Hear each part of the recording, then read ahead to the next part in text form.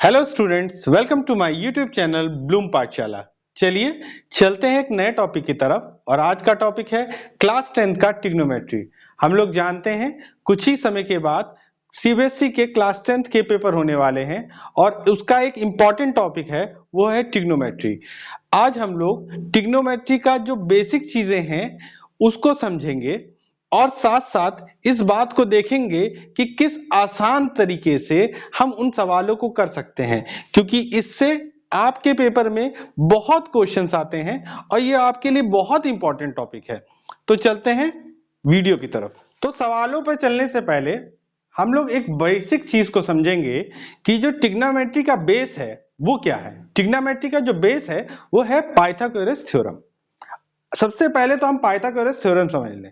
Pythagoras theorem क्या है, किस लिए अप्लाई होता है, कहां अप्लाई होता है। तो हम इस बात को जानते हैं कि पाइथागोरस थ्योरम हमारा अप्लाई होता है एक राइट एंगल ट्रायंगल में। किसमें? एक राइट एंगल ट्रायंगल में। अब राइट एंगल ट्रायंगल क्या होता है? ऐसा ट्रायंगल जिसका एक एंगल 90 डिग्री हो। क्या? ऐसा ट्रायंगल जिसका एक एंगल बच्चों कैसा हो? 90 डिग्री हो। जैसे यहां पर एक ट्रायंगल एबीसी हमको दिखाई दे रहा है और जहां पर एंगल ए जो एंगल ए है ये है 90 डिग्री। तो ऐसा ट्रायंगल हम क्या कहते हैं उसको? Right angle triangle. ठीक है। अब कुछ चीजें हमको जाननी चाहिए कि अगर यहां पर तीन चीजें होती हैं जो हम लोग क्लास 7 से जानते हैं। इसमें एक बेस होता है, एक परपेंडिकुलर होता है, एक हाइपो होता है, हाइपोटेन्यूज जिसे कहते हैं हम। ठीक है, हिंदी में कर्ण कहते हैं हम। ठीक है, और बेस को हम आधार कहते हैं और परपेंडिकुलर को लंब कहते हैं। ठीक है, ये हम लोग सब लोग 7th क्लास 8th क्लास से जान रहे हैं।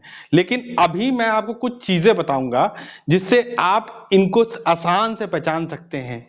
कि पहली बात, इस बात को ध्यान रखिए कि जो हाइपो होता है ये कहां पर होता है। इस ट्रायंगल में ये हाइपो यहां पर क्यों है? हाइपो कहां पर होता है? हाइपो होता है बच्चों जो 90 डिग्री होता है। जहां पर 90 डिग्री का एंगल बन रहा है उसकी अपोजिट साइड। कहां पर? 90 डिग्री का जहां एंगल बन रहा है उसकी अपोजिट साइड हाइपो होती है, हाइपोटेन्यूज जिसे कहते हैं। मैंने क्या बताया? जहां 90 डिग्री बन रहा है, 90 डिग्री यहां बन रहा है, इसकी अपोजिट साइड कहां पर है? अपोजिट साइड ये है। हम इस बात को नहीं कह सकते हैं जो लेटी हुई लाइन है वो हाइपोटेन्यूज है, बिल्कुल नहीं है। अगर हम इस ट्रायंगल को ऐसे घुमा देंगे, अब इस ट्रायंगल को घुमा देंगे तो ये भी लेटी साइड हो जाएगी, ये भी लेटी साइड हो जाएगी, तो ये हाइपोटेन्यूज नहीं होगी, दो हाइपोटेन्यूज नहीं होगी। एक राइट एंगल ट्रायंगल में एक ही हाइपोटेन्यूज होगी। ये बात आपको समझ में आ रही है? तो हमको क्या पता करना है? सबसे पहले हाइपोटेन्यूज कहां होगा? तो 90 डिग्री यहां फॉर्म हो रहा है, उसके अपोजिट साइड में 90 डिग्री यहां बन रहा है, इसके अपोजिट क्या है? ये है, और यही क्या है? हाइपोटेन्यूज। ठीक है। दूसरी चीज, अब हम बेस किसको कह सकते हैं? कहने लगे सर जिसपे एंगल रुका हुआ है वही बेस है। बिल्कुल नहीं। क्या हम इसको ऐसे घुमा देंगे तो क्या बेस चेंज हो जाएगा? ऐसा बिल्कुल नहीं है कि एंगल जिस पे रुका हुआ है वो बेस है। बिल्कुल नहीं कह सकते हैं। हम बेस कैसे कहेंगे, हम बेस कैसे जानेंगे? इसका एक आसान तरीका, मानिए कोई लड़का है, ठीक है, और वो लड़का इस प्लेस पे खड़ा हुआ है, ठीक है, और एक मीनार को वो देख रहा है। ठीक है, उसका पॉइंट, जो मीनार की जो ऊपर का पॉइंट है वो यहां पर है, सी पे। अब वो यहां पर खड़े होके उस पॉइंट को देख रहा है। तो मैंने बताया हाइपोटेन्यूज तो चेंज नहीं होगा, वो 90 डिग्री के अपोजिट में ही रहेगा। तो अब उसका रेफरेंस पॉइंट क्या है? तो रेफरेंस पॉइंट क्या है? बी है। देख कहां रहा है? सी को देख रहा है। रेफरेंस पॉइंट बी है, खड़ा कहां पर है? बी पॉइंट पे। अब उससे जहां पर वो खड़ा है और जिस पॉइंट को देख रहा है तो ये तो हाइपो हो जाएगी, ठीक है, और जहां पर खड़ा है वो क्या हो जाएगा? बेस हो जाएगा। तो अगर बी को एज ए रेफरेंस पॉइंट लेंगे, ठीक है, बी एंगल के रूप से अगर रेफरेंस पॉइंट लेंगे तो हमारे लिए क्या होगा? ये सी वाला जो ये लाइन है, तो ये साइड हमारी हो जाएगी क्या? हाइपो। और ये हो जाएगा हमारा बेस, और ये हो जाएगी हमारी परपेंडिकुलर। जहां पर आप खड़े हैं, जहां पर वो लड़का खड़ा है उस पे जिस पे वो खड़ा है, एक तो हाइपो होगी और दूसरी जो साइड जो होगी वो बेस कहलाएगी। जैसे यहां पर खड़ा हुआ तो एक तो देखो देखिए हाइपो उसको दिख रही है और साथ में किस पे खड़ा है, वो बेस पे खड़ा है। मानिए यही लड़का उठ के सी पॉइंट पे खड़ा हो जाता है, यही लड़का कहां खड़ा हो जाता है, सी पॉइंट पे खड़ा हो जाता है। अब देखिए हाइपो तो सेम रहेगा, हाइपो चेंज नहीं होगा क्योंकि वो 90 डिग्री के अपोजिट में रहता है। अब वो किस पे खड़ा है, तो हाइपो को तो हम ले नहीं सकते, किस पे खड़ा है, इस वाली लाइन पे, इस वाली साइड पे खड़ा हुआ है। तो अब क्या हुआ, अब इस इधर से ये देख रहा है मतलब सी पॉइंट से, अब इसका रेफर पॉइंट क्या है, सी के दृष्टिकोण से देखिए अगर इस एंगल को, तो अब सी के दृष्टिकोण से देखेंगे तो ये जो आपका क्या हो जाएगा, ये बेस हो जाएगा और ये क्या हो जाएगा, ये परपेंडिकुलर हो जाएगा। बात समझ में आई? ठीक, एक बार अगर आपको थोड़ा सा भी डाउट है फिर से इस बात को समझ लीजिए। मैंने क्या बोला, यहां पर 90 डिग्री बन रहा है, इसके अपोजिट वाली साइड, इसके अपोजिट साइड कौन सी है, ये, इसके अपोजिट वाली साइड हाइपोटेन्यूज होगी। 90 डिग्री जहां बन रहा है उसकी अपोजिट वाली साइड। अब बेस और परपेंडिकुलर ये क्या है, ये एंगल डिपेंडेंट है। क्या, एंगल डिपेंडेंट है। आप किस एंगल से देख रहे हैं, आप किस एंगल से देख रहे हैं। अगर आप इस एंगल से देख रहे हैं, अगर आप इस एंगल से देख रहे हैं तो यहां इस एंगल से देख रहे हैं तो ये जो इसके साथ में होगा हाइपो के, वो हो जाएगा बेस और ये हो जाएगा परपेंडिकुलर। और अगर आप एंगल सी के से देख रहे हैं, क्या कर रहे हैं, किस एंगल से देख रहे हैं, एंगल सी की तरफ से देख रहे हैं, तो एंगल सी के साथ ये हाइपो तो चेंज होगा नहीं। अब जिस तरफ से आप देख रहे हैं जो उसके साथ वाली साइड है वो हो जाएगी क्या आपकी, ये हो जाएगी आपकी बेस। ठीक, और जो अपोजिट साइड होगी, दूसरी साइड जो बची हुई होगी वो परपेंडिकुलर हो जाएगी। यहां पर कोई डाउट है आपको? ठीक, यहां तक क्लियर हुआ। अब हम लोग को क्या, बेस, परपेंडिकुलर और हाइपो में कोई डाउट नहीं होना चाहिए, पूरा डाउट क्लियर है। चलिए अब हम लोग बचपन से एक चीज को जानते हुए आ रहे हैं कि पाइथागोरस थ्योरम क्या है। अब पाइथागोरस थ्योरम के बारे में हम जानेंगे। मानिए अगर हाइपो है वो सी यूनिट है, ठीक है, सी सेंटीमीटर है, ये बी सेंटीमीटर है और ये ए सेंटीमीटर है, तो इनके बीच में क्या संबंध है, इस बात को समझिए। यहां पर हम पाइथागोरस थ्योरम से इस बात को जानते हैं कि अगर परपेंडिकुलर का स्क्वायर और बेस का स्क्वायर, इन दोनों को हम जोड़ते हैं, किसके, परपेंडिकुलर के स्क्वायर और बेस के स्क्वायर को अगर हम जोड़ते हैं तो हमें क्या मिलता है, हाइपो का स्क्वायर मिलता है। किसका किसका, देखिए परपेंडिकुलर का स्क्वायर और बेस का स्क्वायर, अगर हम इन दोनों को जोड़ेंगे तो हमें हाइपो का स्क्वायर मिलेगा। ठीक है, यहां क्लियर हुआ। अब जैसे अगर माना इसकी जो साइड्स हैं वो ए सेंटीमीटर, बी सेंटीमीटर और सी सेंटीमीटर है, तो हम कहेंगे ए का स्क्वायर प्लस बी का स्क्वायर इज इक्वल टू सी का स्क्वायर। ठीक है, यहां तक क्लियर हुई बात? ठीक है, तो यही हमारा फॉर्मूला है। ठीक है, और हम लोग इसको ऐसे भी जानते हैं और इसको ऐसे भी जानते हैं, लेकिन मेन हमारा जो कॉन्सेप्ट है इसी पे रहना चाहिए। ठीक है, क्योंकि जो परपेंडिकुलर है, बेस है, ये डिपेंड करेगा, आप जानते हैं, क्योंकि ये जो है क्या है, एंगल पे बेस्ड रहेगा। आपका परपेंडिकुलर चेंज हो जाएगा, आपका बेस चेंज हो जाएगा, लेकिन हाइपो आपका चेंज नहीं होगा। ठीक है, तो अब ये फॉर्मूला आया कैसे, सबसे मेन बात, हमने ये फॉर्मूला तो सीख लिया, सर ये फॉर्मूला कैसे आया। चलिए इस फॉर्मूले पे हम लोग चलते हैं, फॉर्मूला कैसे आया। अब देखिए मैंने चार आइडेंटिकल जो राइट एंगल ट्रायंगल है उनको आपस में जोड़ दिया है, ये सेम साइज सेम एंगल के हैं और इनकी साइड मैंने मानी है ए बी सी। तो यहां पर सी तो हमको पता चल रहा है ये हाइपो है, और इसमें एक बेस है और एक परपेंडिकुलर है। अब चारों को मैंने जोड़ रखा है, इसको इसको इसको, और देखिए चारों को जोड़ने के बाद मेरे पास चार फिगर आ रहे हैं। चार तो ये तो ट्रायंगल ही है मेरे पास, राइट एंगल ट्रायंगल है, और यहां पर मुझे एक और फिगर मिल रहा है, ये पांचवा फिगर मिल रहा है। अब ये पांचवा फिगर आपको किस शेप में दिखाई दे रहा है? ये हमको पता चल रहा है ये स्क्वायर है।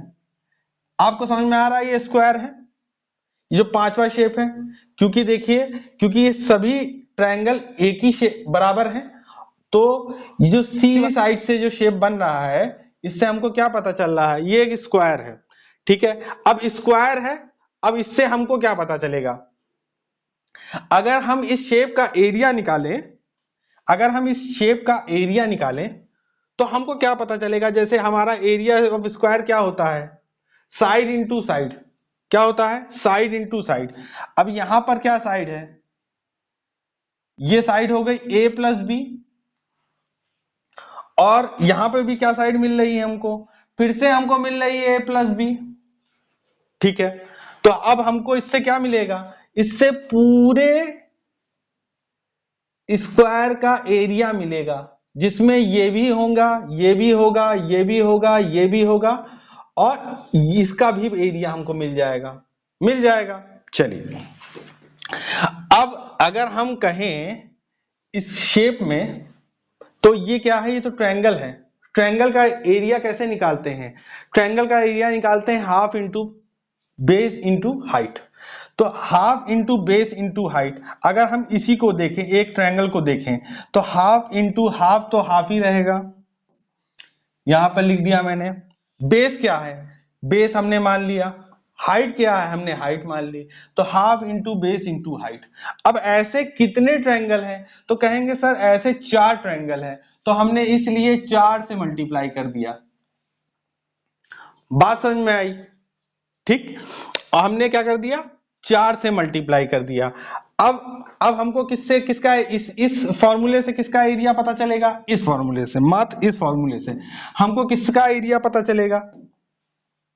इस फॉर्मूले से हमको इन चारों ट्रायंगल का एरिया पता चलेगा। ठीक है, लेकिन हमने तो इधर पूरे स्क्वायर का एरिया लिया है, तो वो बराबर किसका होगा? पूरे ट्रायंगल का एरिया और स्क्वायर के एरिया का। तो साथ में हमने क्या किया? साइड इंटू साइड, मतलब सी का स्क्वायर। तो हमने यहां पर सी का स्क्वायर ले लिया। अब ये दोनों बराबर होना चाहिए ना, यहां क्लियर हो रहा ना? ये दोनों हमारा बराबर होना चाहिए, क्योंकि हमने बोला a प्लस बी का स्क्वायर और a प्लस बी का स्क्वायर, ये पूरा, इसमें ट्रायंगल्स भी आ जाएंगे, ये स्क्वायर जो बनना है ये भी आ जाएगा, तो ये दोनों बराबर होने चाहिए। चलिए, अब हम इसको निकालते हैं, क्या आएगा हमारे पास? देखिए ए प्लस बी और a प्लस बी का स्क्वायर क्या होगा? हम कहेंगे A square plus B square plus 2ab। होगा नहीं होगा? ठीक है, चलिए, अब यहां पर क्या मिलेगा? अब देखिए 2 से कट जाएगा, 2 1 जा 2 और 2 2 जा 4, तो यहां पर क्या हो जाएगा? यहां पर हो जाएगा 2ba, हो जाएगा 2ba। ठीक है, और प्लस सी स्क्वायर हो गया। अब देखिए इधर भी 2ba है और इधर भी 2ba है ना? अरे 2ab कह दें या 2ba कर दें, ठीक है, तो दोनों बराबर ही है, तो अब ये दोनों कट जाएंगे। अब हमारे पास क्या बचा? हमारे पास बचा a square plus B square is equal to C square. और यही क्या है? यही बच्चों पाइथागोरस थ्योरम है। यही क्या है? Pythagoras theorem. ये जो फॉर्मूला हम लोग ने पीछे देखा था, A square plus B square is equal to C square, यही चीज है यहां पर। बात समझ में आई आपको? ठीक है, चलिए, अब हम लोग कुछ ट्रिग्नोमेट्री के कुछ बेसिक फॉर्मूलों को समझते हैं और आगे चलते हैं, कुछ क्वेश्चंस करते हैं। चलिए एक इंटरेस्टिंग वे से हम इस बात को समझते हैं। अब कुछ फॉर्मूले हैं। अब हमने ये तो समझ लिया कि क्या परपेंडिकुलर है, क्या बेस है और क्या हाइट है। ठीक है, ये तो हमने समझ लिया। अब हमको कुछ मान हैं जो याद करने में बहुत दिक्कत होती है। अब इन मान को हम लोग कैसे याद करें, कंफ्यूजन हो जाता है। साइन थीटा, कॉस थीटा, यहां पर बहुत कंफ्यूजन होता है। अब हम लोग बहुत आसान तरीके से समझेंगे कि किस तरीके से हम इस पूरे, आपको सिर्फ और सिर्फ पता इस बात को याद रखना है, इस बात को ध्यान रखना है, इस टेबल को याद रखना है। ठीक है, तो ये हमारा टेबल क्या है, ये मान निकालने के लिए है कि साइन थीटा अगर हम कहें, ठीक है, थीटा साइन थीटा के बारे में बात करें तो साइन थीटा क्या है, आप लोग पढ़े होंगे, इसको लर्न भी करे होंगे, लेकिन बहुत आसान तरीके से मैं समझाने जा रहा हूं, इसको बहुत ध्यान से सुनिए। साइन थीटा, ठीक है, साइन थीटा, कॉस थीटा और टेन थीटा आपने लिख दिया। ठीक है, अब आपको सबसे पहले इसको लिखने से पहले आपको लिखना पड़ेगा एक चीज। क्या लिखना पड़ेगा, पंडित बद्री प्रसाद हरि हरि बोल। सिर्फ इतनी बात आपको कहना है, क्या, पंडित बद्री प्रसाद हरि हरि बोल, ऐसे आपको लिख देना है। ठीक है, अब यहां से स्टार्ट करना है sine theta, cos theta, tan theta. ठीक है, अब साइन के अपोजिट क्या रहेगा, कॉसेक रहेगा, कॉस के अपोजिट सेक रहेगा और टेन के अपोजिट क्या रहेगा, कॉट रहेगा। ठीक है, अब अगर हमें साइन थीटा का मान निकालना है, अब साइन थीटा का मान निकालना है तो क्या होगा, परपेंडिकुलर, जैसे हम इधर से जब ऊपर से कोई भी लेके टेबल लेके नीचे चलेंगे तो हम ऐसे ले उठाएंगे उसको, तो साइन थीटा का मान क्या है, परपेंडिकुलर बाय हाइपो। अगर हमें साइन थीटा निकालना है किसी भी एंगल का तो हम क्या करेंगे, परपेंडिकुलर अपॉन हाइपो। ठीक है, वैसे ही हम cos थीटा का मान निकालेंगे तो बेस अपॉन हाइपो। ठीक है, बेस अपॉन हाइपो। अगर हम tan थीटा का मान निकालेंगे तो वो क्या होगा, परपेंडिकुलर अपॉन बेस। ठीक, ऐसे। ठीक है, अगर हम इसी के उल्टा चलेंगे इधर से तो क्या जाएगा, ऊपर साइड पे। ठीक, तो हमारा साइन थीटा का मान क्लियर हो गया, क्या हुआ, परपेंडिकुलर अपॉन हाइपो। कॉस का पता चल गया, बेस अपॉन हाइपो। टेन का पता चल गया, परपेंडिकुलर अपॉन बेस। हो गया। अगर हम इसको उल्टा कर दें, क्या कर दें, इसको उल्टा कर दें, नीचे से हमको करना होगा तो क्या होगा, अब देखिए कॉसेक का मान क्या होगा, अब इधर से लेंगे, उल्टा लेंगे, हाइपो अपॉन परपेंडिकुलर, बन गया हमारा फॉर्मूला। सेक का ले लेंगे तो सेक का क्या होगा, हाइपो अपॉन बेस।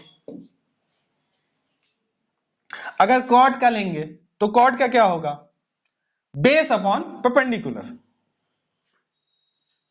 ठीक है, अब ये देखिए, इससे हमको ये आइडेंटिटी पता चली गई और हमको एक बात और भी चला पता चली, साइन का उल्टा क्या है, कॉसेक है, तो साइन थीटा क्या होगा, 1 अपॉन कॉसेक थीटा। वैसे ही अगर हम कहें साइन थीटा क्या होगा, 1 अपॉन कॉसेक थीटा। अगर हम कहें कॉसेक थीटा क्या होगा तो 1 अपॉन साइन थीटा। एक सिंपल सी बात, तो हमारे ये दोनों फॉर्मूले क्लियर हो गए। वैसे ही कॉस थीटा और सेक थीटा अपोजिट में है, कॉस थीटा क्या होगा, 1 अपॉन सेक थीटा और सेक थीटा क्या होगा, 1 अपॉन कॉस थीटा। तो हमारा ये भी क्लियर हो गया। वैसे ही टेन थीटा की बात करें तो टेन थीटा क्या होगा, टेन थीटा होगा 1 अपॉन कॉट थीटा और कॉट थीटा क्या होगा, 1 अपॉन टेन थीटा। ये भी क्लियर हो गया हमारा। बात समझ में आई। सिर्फ हमको करना क्या है, हमको समझने के लिए सिर्फ क्या चाहिए, हमको चाहिए सिर्फ एक बात, सभी मान निकल आएंगे। क्या निकाल याद करना है हमको याद करना है पंडित बद्री प्रसाद। सिर्फ कहीं भी आपको एग्जाम में भी आप एक रफ कॉपी पे लिखिए, सिर्फ क्या आपको लिखना है, पंडित बद्री प्रसाद हरि हरि बोल। लिख लिया। अब क्या होगा, ये हो गया हमारा साइन, ये हो गया हमारा कॉस, ये हो गया हमारा टेन। साइन कॉस टेन, और इसका साइन का उल्टा क्या होगा, ये हो जाएगा कॉसेक। अब कॉस का उल्टा क्या होगा, कॉस का उल्टा हो जाएगा सेक, और टेन का उल्टा क्या होगा, टेन का हो जाएगा कॉट। बन गया। अब इसी से हमारे ये सभी फॉर्मूले बन जाएंगे। कैसे होंगे, अगर हमसे पूछ लिया गया साइन थीटा का मान, तो साइन थीटा का मान हो जाएगा परपेंडिकुलर अपॉन हाइपो। अगर हमसे पूछ लिया गया कॉस थीटा का मान, तो कॉस थीटा का मान, कॉसेक थीटा का मान पूछ लिया गया, तो कॉसेक थीटा का मान हो जाएगा हाइपो अपॉन परपेंडिकुलर। ठीक। अगर हमसे पूछ लिया गया कॉस थीटा का मान, तो कॉस थीटा का मान हो जाएगा हमारा बेस अपॉन हाइपो। अगर सेक का पूछ लिया गया तो हम उल्टा चल देंगे, हाइपो अपॉन बेस। अगर हमसे पूछ लिया टेन थीटा का मान, तो टेन थीटा का मान क्या होगा, हम कहेंगे परपेंडिकुलर अपॉन बेस। और कॉट का पूछ लिया गया तो बेस अपॉन परपेंडिकुलर। अब इससे सिर्फ आपको सिर्फ और सिर्फ इस बात को ध्यान रख के सिर्फ इसको बनाना है, इसको सिर्फ आपको याद रखना है। ठीक है, आपको सिर्फ और सिर्फ इसको याद रखना है। अगर आप इसको याद कर लेंगे तो ये तो अपने आप ऑटोमेटिक याद हो जाएगा। इसको तो 5 मिनट में आप रफ कॉपी में बना सकते हैं, बात क्लियर हो जाएगी आपको। ठीक है, तो आप इसकी स्क्रीनशॉट भी ले सकते हैं। ठीक है, चलिए आगे चलते हैं हम लोग। कुछ इंपॉर्टेंट ट्रिग्नोमेट्री आइडेंटिटी है और उससे हम कई सवालों को कर सकते हैं। ठीक है, तो कुछ इंपॉर्टेंट ट्रिग्नोमेट्री आइडेंटिटी को हम लोग देखते हैं। सबसे पहले बात, sign square theta plus cos square theta. Sign square theta और कॉस स्क्वायर थीटा, इसका मान क्या होता है, इसका मान होता है 1। Sign square theta cos square theta, इसका मान क्या होता है, इसका मान जो होता है, इसका मान होता है 1। अगर हम कहें sec square theta minus tan square theta, इसका भी मान क्या होगा, 1 आएगा।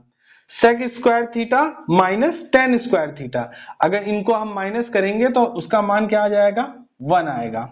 अगर हम कहेंगे कॉसेक स्क्वायर थीटा और कॉट स्क्वायर थीटा, इन दोनों को माइनस करेंगे, कॉसेक स्क्वायर थीटा से कॉट स्क्वायर थीटा को माइनस करेंगे, तो इसका भी मान हमको 1 पता चलेगा, इसकी वैल्यू 1 आएगी। तो ये कुछ इंपॉर्टेंट ट्रिग्नोमेट्री आइडेंटिटी है। सिर्फ हमको याद किसको करना है, हमको सिर्फ बच्चों इसको याद करना है। वो तो हम लोग समझ चुके हैं, सिर्फ इसको याद करना है। बाकी ये जो 6 आइडेंटिटी है ये इसी से निकली हुई है। कैसे निकली हुई इस बात को समझ लीजिए। देखिए sine square theta plus cos square theta is equal to 1, तो हम कह सकते हैं अगर कॉस स्क्वायर थीटा को हम उस साइड लेके चले जाएं तो यहाँ पॉजिटिव में है तो उधर निगेटिव में हो जाएगा, तो sine square theta is equal to 1 minus cos square theta. ये पहली आइडेंटिटी है, वही है कि नहीं है। अब दूसरी आइडेंटिटी, अगर हम कॉस स्क्वायर थीटा को यहीं रहने दें और साइन स्क्वायर थीटा को उधर लेके चले जाएं, तो ये पॉजिटिव में है वहां हो जाएगी तो क्या हो जाएगी, निगेटिव में हो जाएगी। तो दूसरी identity cos square theta is equal to 1 minus sine square theta. तो हमको याद किसको करना है, हमको तो याद बच्चों इसी को करना है। ये आइडेंटिटी तो अपने आप दिमाग में आ जाएगी। ठीक है, वैसे ही दूसरी तरफ चलते हैं। यहां पर क्या हुआ है, देखिए sec square theta minus tan square theta, इसका भी मान 1 है। क्या है, 1 है।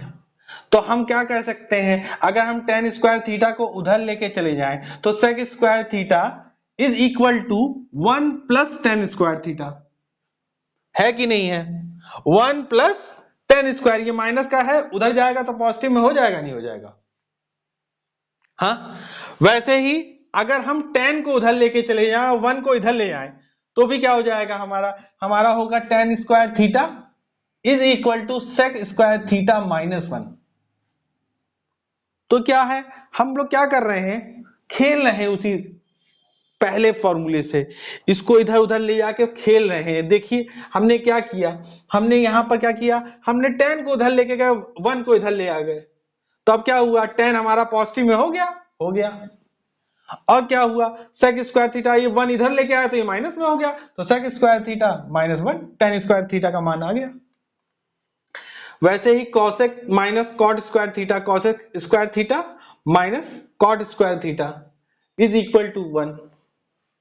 तो अगर हम कॉट स्क्वायर थीटा को इधर लेके जाएंगे तो यहां माइनस में है तो वहां प्लस में आ जाएगा, तो cosec square theta is equal to 1 plus cot square theta.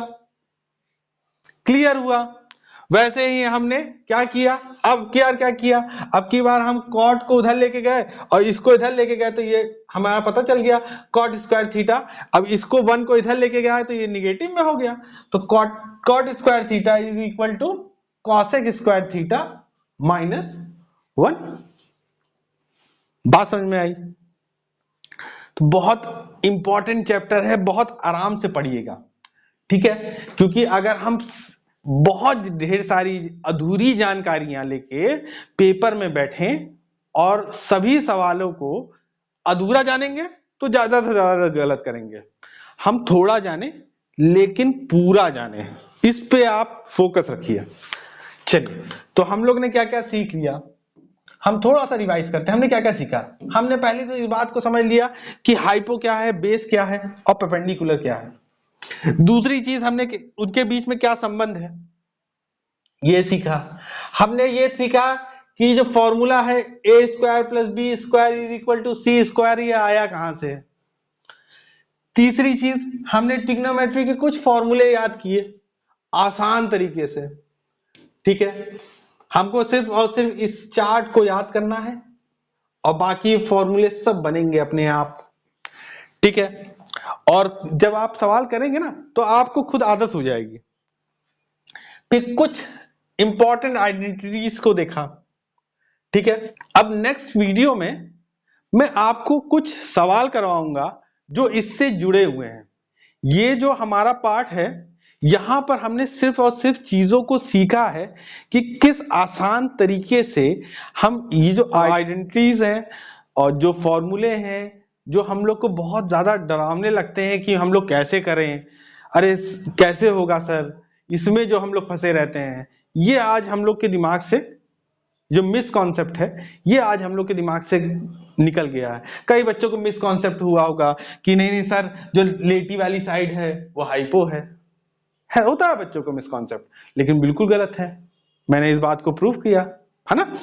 तो अब हम लोग नेक्स्ट में कुछ इंपॉर्टेंट क्वेश्चंस को लेके आएंगे जो प्रीवियस ईयर में आए थे और जिनकी इस बार आने की बहुत संभावना है, ठीक है।